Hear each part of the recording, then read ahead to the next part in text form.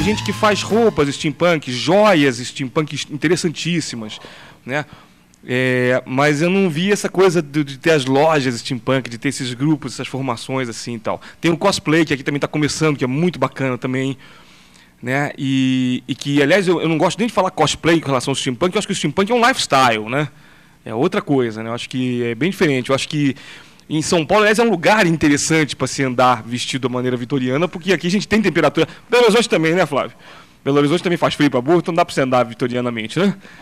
Rio aqui é terrível, né, Bruno? Deve ser um problema seríssimo. Mas eu queria falar o seguinte, eu fico muito feliz de ver esse crescimento tão rápido, tão súbito. O Raul, né, o Cândido Ruiz, né, do Conselho Steampunk de São Paulo, né, loja Steampunk de São Paulo, ele fala o seguinte, ele sempre brincando assim, coloque mais carvão na caldeira, né? E eu acho que colocaram muito carvão na caldeira e a caldeira está dando o maior gás possível, a maior fumaça possível e o negócio está aceleradíssimo. Porque eu acho que uma coisa vai alimentando a outra, né? Com esse apoio todo, as pessoas têm pensado, têm escrito, têm produzido e a gente tem tido maior visibilidade ultimamente. Eu ainda lembro no tempo em que a gente se correspondia, né? Eu e o Causo nos correspondíamos por máquina de escrever, a gente começava a falar do cyberpunk que a gente mal tinha começado a ler. Em 89 o cyberpunk já tinha florescido em 84, mas notícias demoravam a chegar naquela época porque a gente não tinha web, né? E agora não, quer dizer, tudo bem, a gente poderia ser pessimista, ver o copo meio vazio e dizer, mas o steampunk está chegando aqui atrasado. Sim, mas a gente está compensando isso sobejamente. Com bastante qualidade, né? A gente está chegando agora e é o seguinte, porque lá fora também está acontecendo, vamos dizer assim, lá fora a gente tem estudiosos que dizem que a gente está vivendo, na verdade, uma espécie até de terceira onda cyberpunk, né? Teve uma segunda aí com o Neil Stephenson, agora tem uma terceira aí com autores como David Louis Edelman, né? Autor de Infoquake, Multi-Real, livros que eu recomendo fortemente para quem se interessa pelo gênero cyber e pós-cyber.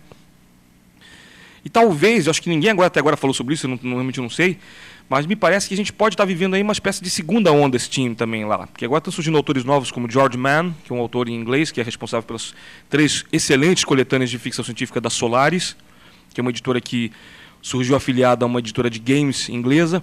Infelizmente ela vai acabar, no ano que vem o selo Solaris vai deixar de existir, ainda vai lançar mais umas 2, 3 coletâneas, mas essas 3 coletâneas de FC foram as últimas. Né, foram as únicas que a Solaris lançou. O George Mann lançou um livro chamado The Affinity Bridge, que é um livro especificamente steampunk. Existem mais uns 4 ou 5 autores bem interessantes também lançando nesse momento agora, de poucos meses para cá, lançando coisas exclusivamente steampunk.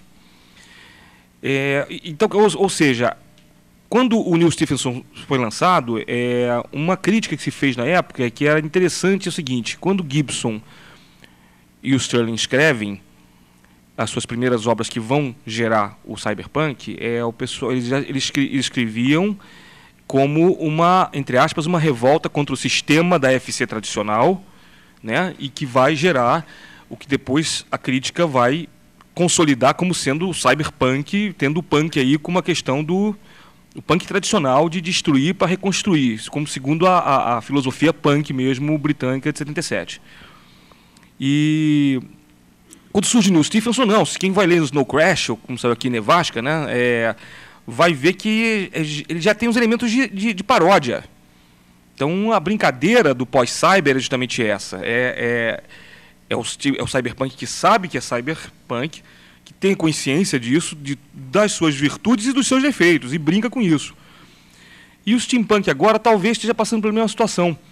Se alguém que leu a coletânea Steampunk da Anne e do Jeff Vandermeer, vai encontrar vários tipos de histórias assim. Você vai encontrar tanto um conto maravilhoso que encerra a coletânea, que é o Last Minutes of the Last Meeting, se não me engano, do Stephen Chapman, que é um conto aterrorizante, e que tem um final, um dos um final realmente para mim foi absolutamente inesperado e é difícil atualmente quando a gente lê muita ficção científica, uma coisa que chateia a gente é ler contos e descobrir que de repente não tem mais final surpresa para você, porque você já cansou de ler, você, pô, já sei onde esse conto vai levar. E esse conto me surpreendeu na última página, eu falei assim, caramba, esse realmente é um final surpresa.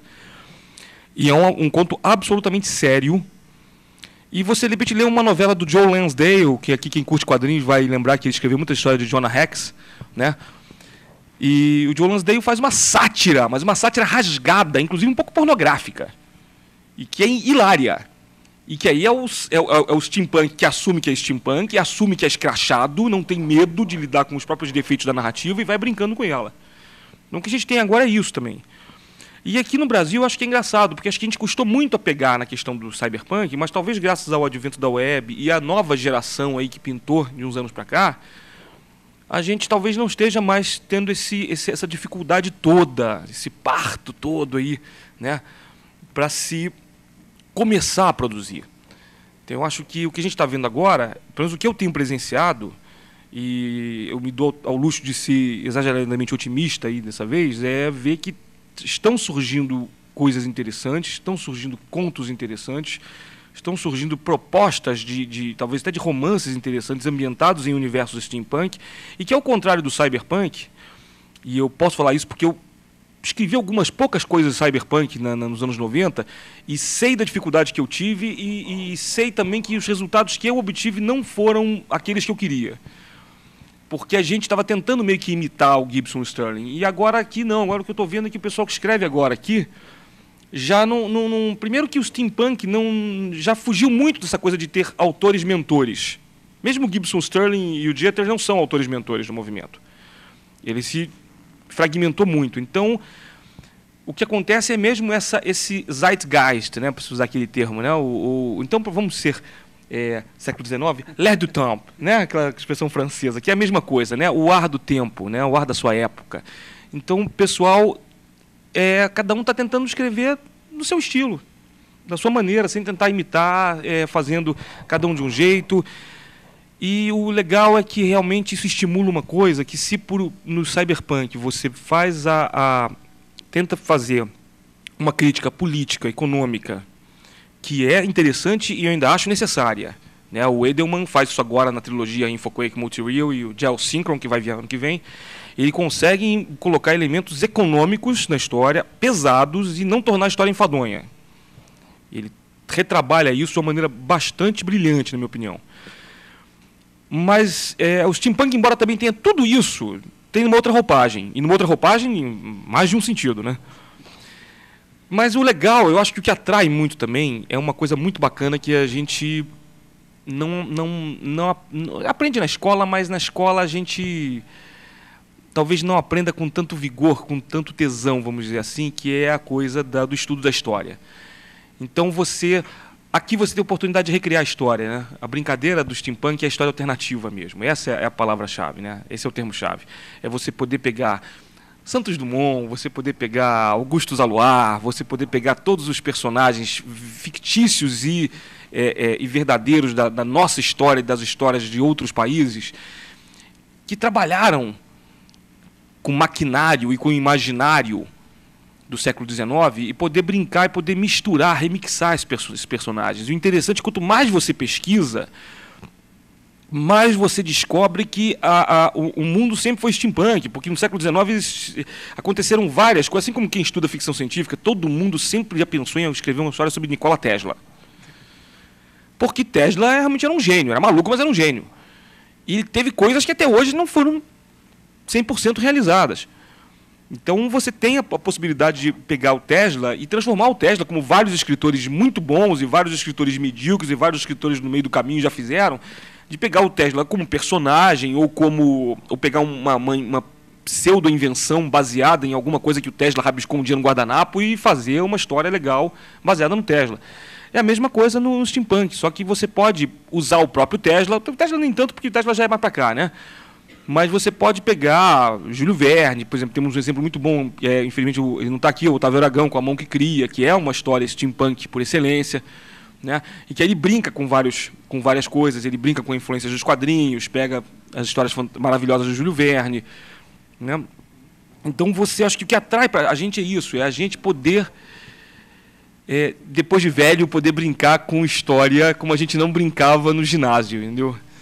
A Fernanda Montenegro, só para encerrar aqui, a Fernanda Montenegro disse uma vez que ela era muito feliz na profissão dela, ela ainda é muito feliz na profissão dela de atriz, porque ela era paga para brincar. E a gente ainda não é tão bem pago assim, mas a gente está chegando lá. Acho que eu também estou otimista nesse ponto. Acho que a gente está se encaminhando para uma profissionalização aí. E mesmo que isso demore a acontecer, a gente está se divertindo muito mais agora, publicando mais na web e em papel, brincando com coisas que a gente gosta. E agora podendo escolher esses temas históricos e pesquisar cada vez mais e brincar com eles. Então eu acho que esse é um dos fatores que motiva a gente a fazer steampunk. E que eu acho que mesmo que a gente pule daí para outras literaturas, para New Weird, para um pós-cyber, eu acho que o steampunk está sendo um grande divisor de águas aí na FC brasileira, mais do que a gente poderia imaginar. Mas eu acho que é super bem-vindo e que venham mais histórias de steampunk por aí.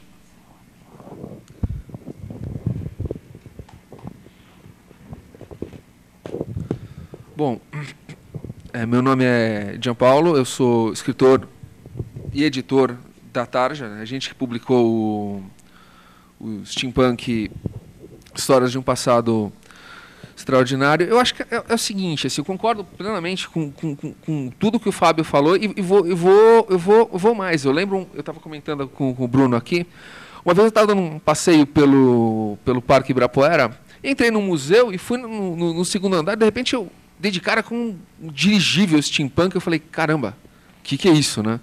Aí fui dar uma olhada atrás ali, e aquilo era um projeto real, assim, que infelizmente terminou não dando certo, né?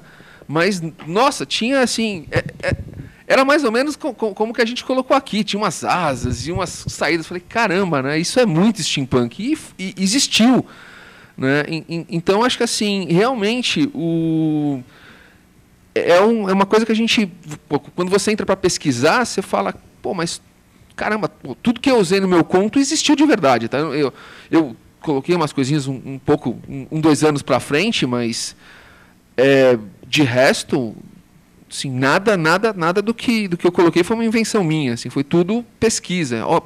Eu de repente olhava e falava, caramba, isso aqui existiu, caramba, aquilo ali existiu, né? Eu estou dando uma continuidade no meu conto para transformar num livro. Eu descobri que existia um Nautilus, e existia um Nautilus não foi no final do século XIX, foi no começo do século XIX. Eu falei, caramba, olha onde a gente chega, né? Olha o que de repente a escola não dá para a gente desses toquezinhos, né?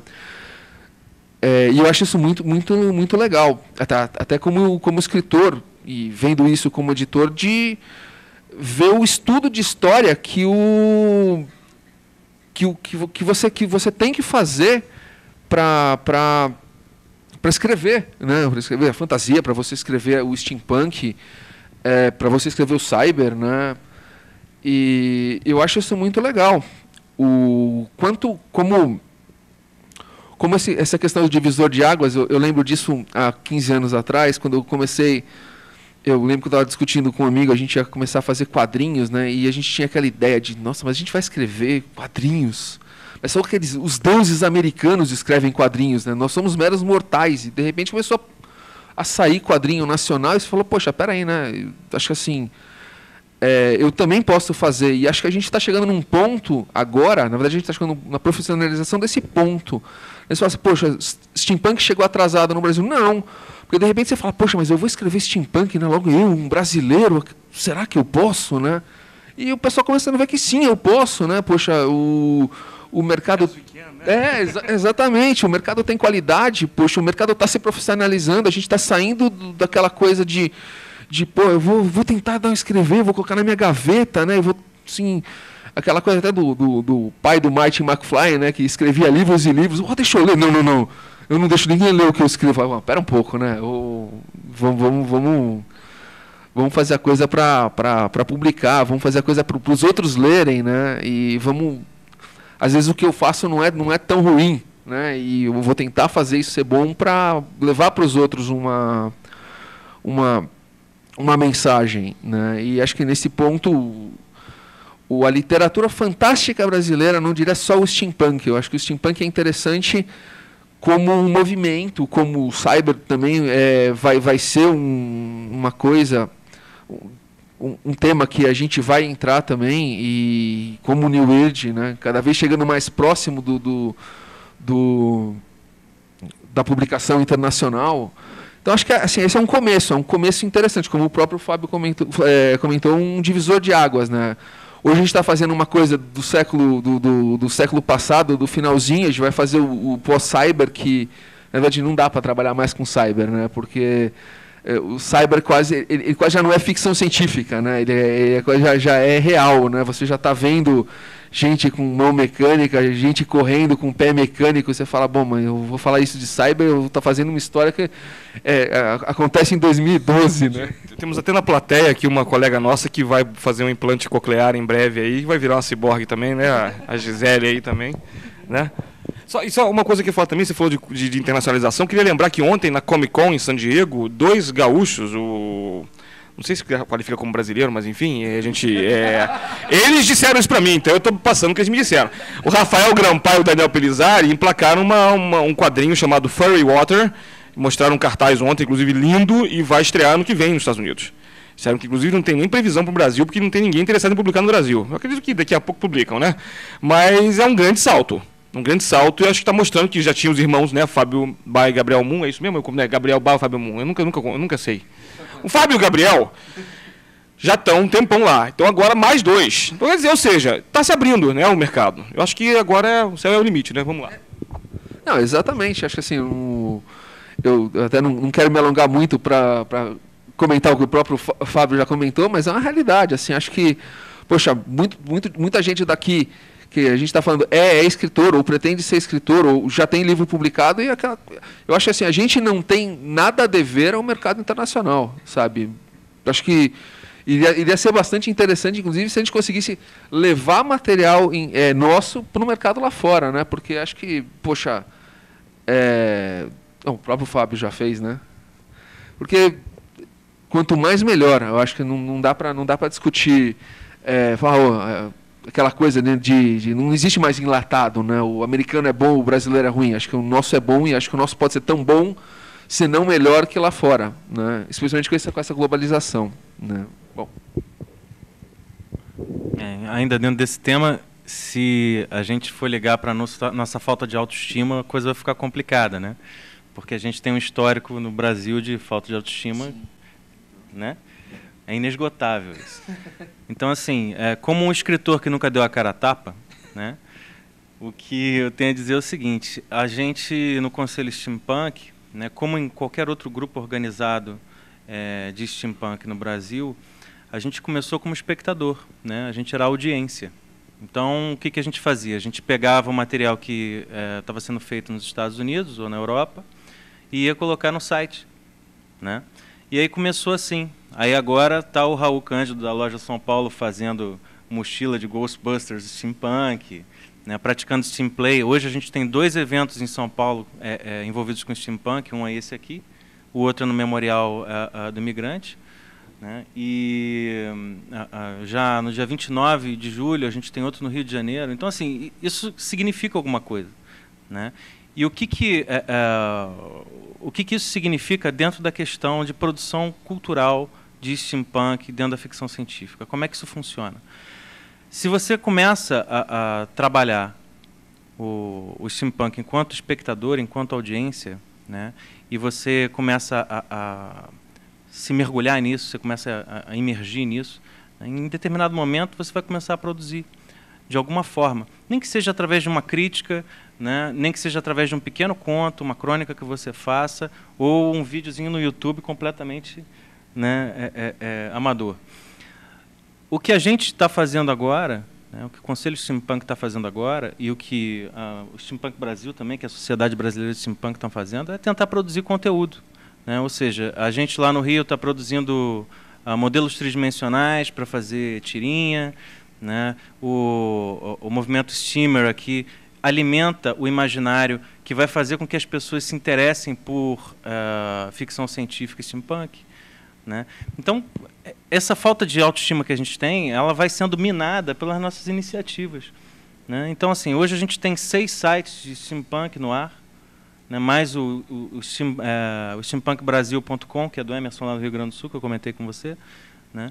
Então são steampunk.com.br, rj.steampunk.com.br, rs.steampunk.com.br, sp.steampunk.com.br, steamgirls.com.br, que é de cosplay steampunk, né, que chama Steamplay.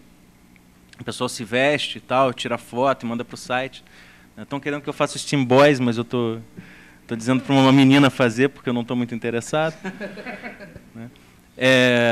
Eu acho que a gente passou um pouco do ponto de discutir o steampunk enquanto qual é a origem do steampunk, qual é a etimologia da palavra, o que tem de punk no steampunk. Bom, o meu penteado é a coisa mais punk que eu já vi no steampunk, não vi nada de punk no steampunk até agora.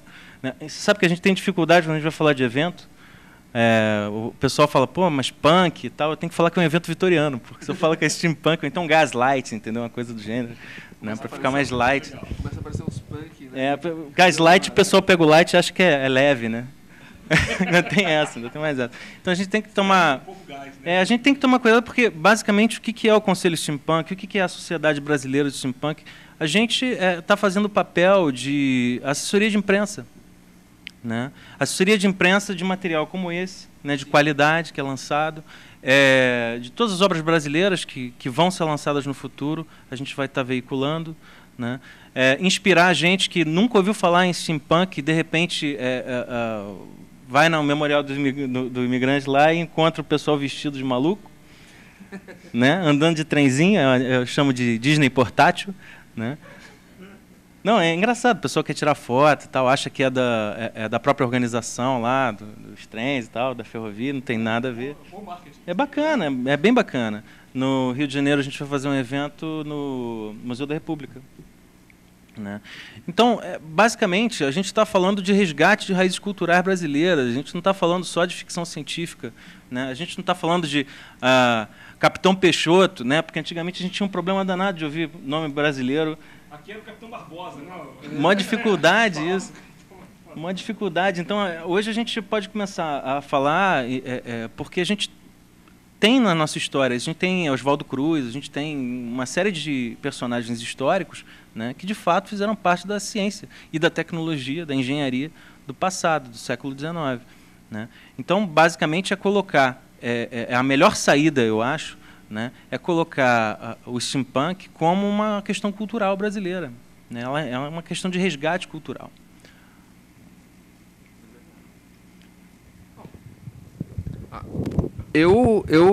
Assim, eu acho que eu conheço N escritores aqui que eu falo assim, não escrevo sem pesquisa, né? E quando eu comecei quando eu pensei, falei, bom, vamos sentar e fazer steampunk, que eu acho que vale. Eu comecei a fazer uma pesquisa assim tremenda. Né? Eu costumo dizer que um dia eu escrevi uma matériazinha para um site do qual eu participo e eu li 7 livros para escrever isso. Eu falei, nossa, mas para quê? Eu falei, por que não? Né? Eu não estou perdendo nada em ler 7 livros, assim, né? Eu gosto, se eu não gostasse, eu não iria fazer. Então, e de repente eu encontrei nomes brasileiros, todos os nomes aqui tem a ver, fora um ou outro que eu fiz brincadeira, mas o nome do meu protagonista é o nome de um brasileiro que, ele fez um carro no final do século XIX, e ele fez tudo, eu achei perfeito. Até tem uma coisa engraçada, porque ele fez o carro dele e não se ligou que o carro era maior que a saída da garagem dele, né? Aí ele teve que estourar a frente da garagem dele para sair com o carro na rua. E assim, não tem referência nenhuma, se eu só usei o nome, mas por que não, né? E mas o seu personagem chama Cláudio, você fala, porra, por que não chama Cláudio? Não, ele vai chamar William. Por quê? Por que não brasileiro, né? Assim, é o que eu falo, assim, como o Bruno falou, por que eu tenho que ter vergonha do meu país, da criação, do que eu sou, poxa, né? Um personagem brasileiro é um personagem tão bom quanto um personagem de qualquer lugar, pô. Acho que uma história aqui no Brasil é uma história tão boa, a gente tem uma história tão rica que a gente não usa, né? Guerras, assim, eu terminei não usando, mas teve um autor que ele chegou a começar uma história que iria acontecer aqui na América do Sul, né? Pô, perfeito isso. De repente uma pessoa que lê fala, nossa, mas peraí, né? Pô, que legal, será que isso aqui é só realidade alternativa? E vai, de repente, dar uma buscazinha na internet, descobre que não é, e de repente se interessa pela história e vai ver que não, caramba, né? Pô, foi 2 aulas de história no colegial e se o cara for se aprofundar, dá 200, dá 2, 3, 4 livros e, poxa, acho que esse é um ponto importante, né? Não dá para tirar isso da literatura, sabe? Eu lembro até, assim, até saindo um pouco do assunto, quando pessoas começaram a fazer críticas ao Harry Potter, né? Eu falei, eu já vi molecada, assim, de 8, 9 anos, brigando para ler um torobo desse tamanho. Qualquer livro que faça um moleque, na praia, um moleque querer ler um livro desse tamanho, em vez de brincar no mar, olha, eu tenho que agradecer, porque, poxa, o cara não está lendo Augusto dos Anjos, mas, pô, ô louco, né, também. Cuida, você não chega aos 9, né? Sabe? Então, acho que isso, qualquer coisa que ajude crie leitores, né? Crie leitores, tá bom, né? Tá, seja fazer o cosplay, acho que eu mesmo usei, poxa, de repente falei, como é que eu vou colocar os meus personagens, né? O que é uma roupa do século XIX? Roupas do século XIX. O que é uma roupa de steampunk? E fui ver cosplay de steampunk na internet, porque de onde você tira a base, né? Não, é verdade. É verdade, não tenho vergonha. Você tem que fazer. De repente, você vai procurar um filme que aconteça de época, porque senão você está perdido, né? Para encerrar, tá legal. Só falar mais para a pergunta, fechar mais uma coisinha que você falou agora. Fazer o seguinte: o que a gente estava. Eu estava vendo já tem 1 ou 2 anos também, antes de todo esse movimento super legal começar. É que a gente realmente tem muita dificuldade de trabalhar com a nossa história mesmo, né? Eu lembro que quando acho que o André Diniz, se não me engano, né, da Nona Arte, se não me engano, eu ganhei até prêmios com várias histórias que ele estava escrevendo no cenário de 1964, de 68, né, dos guerrilheiros e tal. Teve uma vez um crítico, não sei se foi de blog ou se foi de um jornal, que falou que já estava de saco cheio de ver histórias ambientadas na época do golpe militar, na época do AI-5. Eu falei, mas como de saco cheio? Só tem 3 histórias assim, que o André Diniz escreveu, não tinha mais nenhuma. Aí eu não respondi na época, ninguém respondeu esse desabafo do cara, entendeu? Até porque era óbvio que o desabafo não fazia sentido. Eu acho que é o seguinte, o barato também de livro, de quadrinho, é que está ali, você compra ou não compra. Né? Então você não tá de saco cheio, ótimo, você não compra. O cara tem até direito de, como crítico, chegar a dizer, olha, não achei que foi bem escrito, achei que não foi bem colocado. Né? Agora, como crítico, o cara dizer, estou de saco cheio, pô, bicho, desculpa, é a tua opinião pessoal. Tá com saco cheio, você não compra. Agora, eu acho que é o seguinte, nunca é demais falar sobre qualquer período histórico que você queira falar. Vai caber também ao leitor separar o joio do trigo e fazer a sua divisão. Chegar e dizer, olha, eu gostei desse livro, achei que ele foi mais bem pesquisado, esse foi menos bem pesquisado.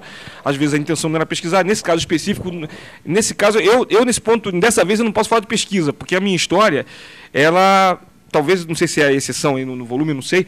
Eu fiz uma pesquisa, ela não é história alternativa, ela é ficção alternativa. Né? Eu trabalho com um elemento, isso aí já está na orelha do livro, eu trabalho com uma história ligada a Frankenstein, então eu trabalho com ficção.